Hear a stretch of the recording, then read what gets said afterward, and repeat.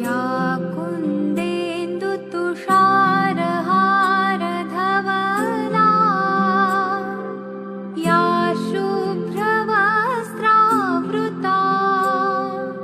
या वीणावरदण्डमण्डितकरा या श्वेतपद्मासना।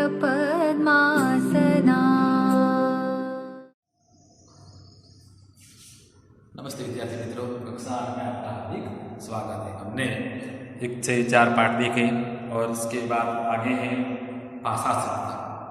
जो व्याकरण है उसमें अव्यय की बात आती है। अव्यय अवयव है जो गणित में आते हैं और अव्यय जो हिंदी में आते हैं। यहाँ पर अव्यय के प्रकार हमको देखने हैं। यहाँ पर पुस्तक में पेज नंबर 24 पर लिखा है, भावेश कम बोलता है, साहिल झटपट तैयार हो गया, सानिया प्रतिदिन कार्यालय जाती है, वंदना भीतर बैठी है।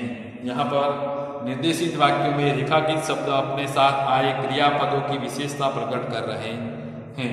कम शब्द क्रिया का परिमाण यानी कि मात्रा है, झटपट शब्द क्रिया की रीति है, प्रतिदिन शब्द क्रिया का काल है और भीतर शब्द क्रिया का स्थान है। विशेषता बता दें अर्थात वे क्रिया विशेषण अव्यय है। यहाँ पर लिखा है कि निर्देशित शब्द आए क्रियापदों की विशेषता, जैसे कि भावेश बोलता है लेकिन कैसे, तो कम बोलता है। वो यहाँ पर इसकी मात्रा परिमाण बताता है। तो इसके उदाहरण हैं जैसे भावेश कम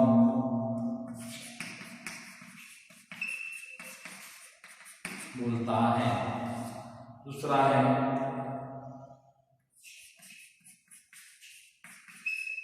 साहिल झटपट तैयार हो गया। तीसरा है सानिया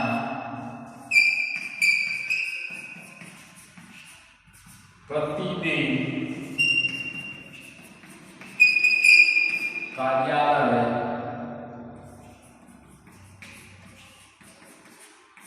जाती है।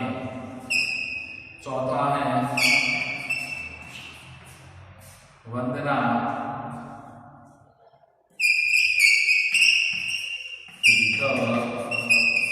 बैठी थी। तो भावेश कम बोलता है, साहिल झटपट तैयार हो जाता है, प्रतिदिन कार्यालय जाती है, वंदना भीतर बैठी है। तो यहाँ पर लिखा है कि निर्देशित वाक्य में रेखांकित शब्द अपने साथ आए क्रियापदों की विशेषता, क्रियापद की विशेषता की रेखा है क्रिया विशेषण केवल। भावेश बोलता है तो कैसा, तो भावेश कम बोलता है, वो क्रिया की विशेषता बताते हैं। यहाँ पर मात्रा है और आगे है रीति, प्रतिदिन शब्द है वो काल है और स्थान बताते हैं। तो आपको यहाँ पर क्रिया विशेषण के 4 उदाहरण, इसकी विशेष व्याख्या है। जो शब्द क्रिया की विशेषता बताता है, जो शब्द क्रिया की विशेषता बताता है उसे क्रिया विशेषण अव्यय कहते हैं। जैसे आज, कल, कल, साथ, ऊपर, नीचे, खूब, कम, अधिक वे क्रिया विशेषण अवयव है। तो आपको परीक्षा में ऐसे उदाहरण आए तो आपको बताना है ये कौन से अव्यय के प्रकार में है। जैसे भावेश कम बोलता आता है तो कम शब्द के नीचे अंडरलाइन करके आपको बताना है कि ये क्रिया विशेषण अव्यय है। दूसरा है संबंध बोधक अव्यय। दूसरा प्रकार है संबंध बोधक अव्यय। अव्यय के अंतर्गत दूसरा प्रकार संबंध बोधक अव्यय। संबंध बोधक अव्यय। तो इसके अंदर उदाहरण हम देखते हैं राम के साथ लक्ष्मण भी वन में गए। दूसरा है हमारे घर के आगे मस्जिद है। तीसरा है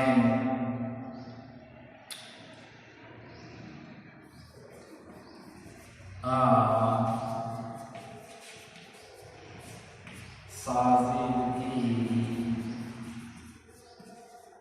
जगह वाजिद खेलेगा। जैसे बगीचे की ओर चारों ओर दीवार है, हमारी सामांशी से मधुर गाती है, शब्द है। यहाँ पर सबंध बोधक कवि है, हमें पता चलता है कि सबंध की बात है। तो एक शब्द का दूसरे शब्द के साथ जुड़ना अथवा एक वाक्य का दूसरे वाक्य के साथ जुड़ना, यहाँ पर राम के साथ शब्द आता है, वो सबंध है। हमारे घर के आगे और की जगह, ये सभी यहाँ पर लिखा है कि ये सभी किसी न किसी संज्ञा के बाद प्रयुक्त हुए हैं। ये सभी किसी न किसी संज्ञा के बाद, यहाँ पर ये राम जो है वो संज्ञा है, लक्ष्मण जी भी संज्ञा है, घर भी संज्ञा है, मस्जिद भी संज्ञा है, साजिद भी संज्ञा है और वाजिद भी संज्ञा है। अब हमें पता है कि संज्ञा किसे कहते हैं, तो जो नाम है वो संज्ञा है, वो किसी व्यक्ति का हो, वस्तु का हो, पदार्थ का हो, द्रव्य का हो, कोई भी कुछ भी नाम है वो संज्ञा है। नाम संज्ञा के आगे जो है वो किसी न किसी संज्ञा के बाद, आ संज्ञा ने પછી, આ સંજ્ઞા ને પછી, આ સંજ્ઞા ને પછી, तो आने सबंध बोधक अव्यय कहेवाय। આપણે વ્યાખ્યામાં જોઈએ तो यहाँ पर लिखा है जो शब्द संज्ञा या सर्वनाम के बाद प्रयुक्त किए जाते हैं तथा अन्य संज्ञा सर्वनाम या अन्य शब्दों के साथ संबंध का बोध कराते हैं वे संबंध बोधक अव्यय हैं। संज्ञा के बाद सर्वनाम हो, संज्ञा हो या अन्य कुछ शब्द, पहले का आता है संज्ञा, बाद में शब्द और इसके बाद ये बासी संज्ञा सर्वनाम या अन्य शब्द, इसे संबंध बोधक अव्यय कहते हैं। तो आपको ये संबंध बोधक अव्यय, क्रिया विशेषण अव्यय और संबंध बोधक अव्यय आपको यहाँ पर लिखना है 5 उदाहरण। आगे हैं जो वो भी हम देखते हैं। तीसरा प्रकार है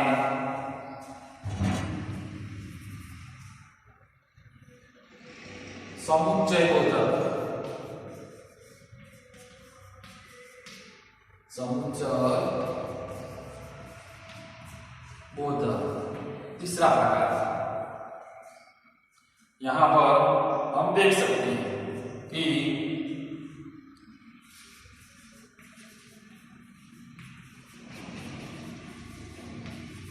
रमेश ने परिश्रम किया,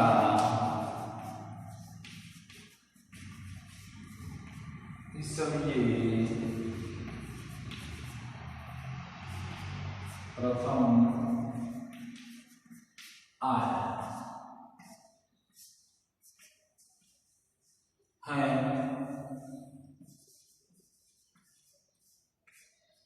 यद्यपि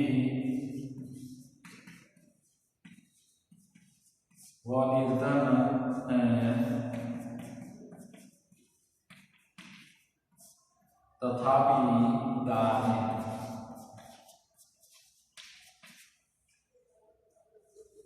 तीसरा है रमेश, मोहन और राम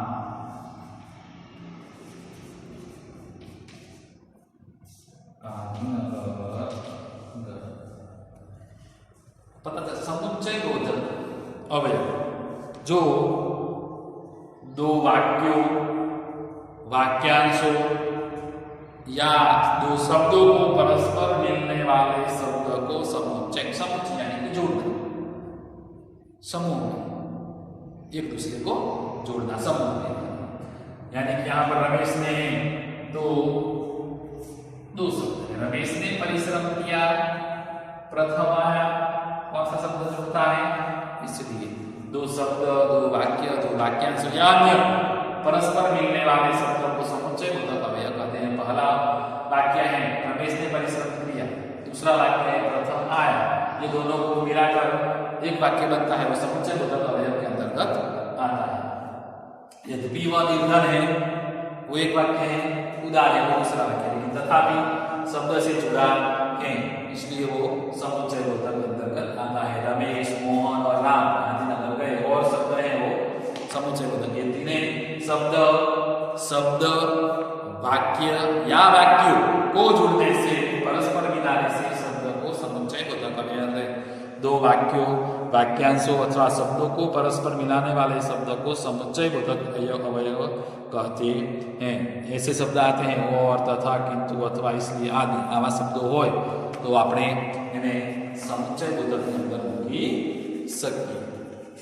એનો ચોથો પ્રકાર છે એ પણ આપણે જોઈ લઈએ, એટલે અવ્યય જે છે એ આપણું પૂરું થાય। અવ્યયના ચાર પ્રકાર છે એ આપણે જોઈ લઈએ।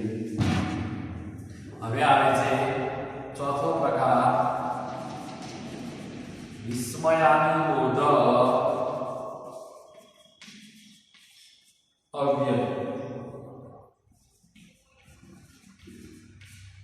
વિસ્મયાનુબોધક અવ્યય અને એની અંદર અરે,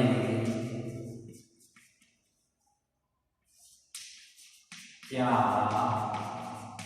बात करते हो। दूसरा है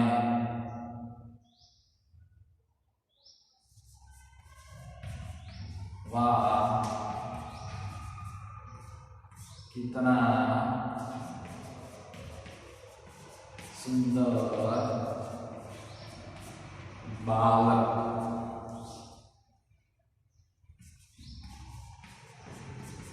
ठहरे, आगे, ठहर, आगे, बढ़, ऐसे शब्द यहाँ पर आते हैं। इसमें आदिबोधक अव्यय यानी कि हम क्या आश्चर्य प्रकट हो ऐसे शब्द वो अतः रूप से, स्वतः रूप से वो निकल जाते हैं। अरे ये क्या हुआ, अरे आप क्या कर रहे हो, अरे ये क्या हो गया, ऐसे शब्द। ठहर जाओ, वाह तुम तो बहुत पहले अच्छे नंबर पर आए, ऐसे शब्द हमें स्वतः रूप से मुंह से निकल जाए, इसमें बोधक अवयव कहते हैं। यहाँ पर अरे क्या बात है, जो शब्द विस्मय यानी कि आश्चर्य, हर्ष, प्रशंसा, धुआं, शोक, भय आदि को भाव प्रकट करते हैं, से हमारे से स्वतः ही निकल जाते हैं, ऐसे विस्मय बोधक अवयव कहते हैं। तो आपको यहाँ पर चार प्रकार क्रिया विशेषण अव्यय, संबंध बोधक अव्यय, विस्मय बोधक अव्यय और प्रकार है संबंध बोधक अव्यय। ये आपको चारे प्रकार लिखना है। क्रिया विशेषण अव्यय, दूसरा है संबंध बोधक, तीसरा है समुच्चय बोधक, चौथा है विस्मय बोधक। इसकी व्याख्या और इसके चार उदाहरण ये आपको लिखना है। नमस्ते।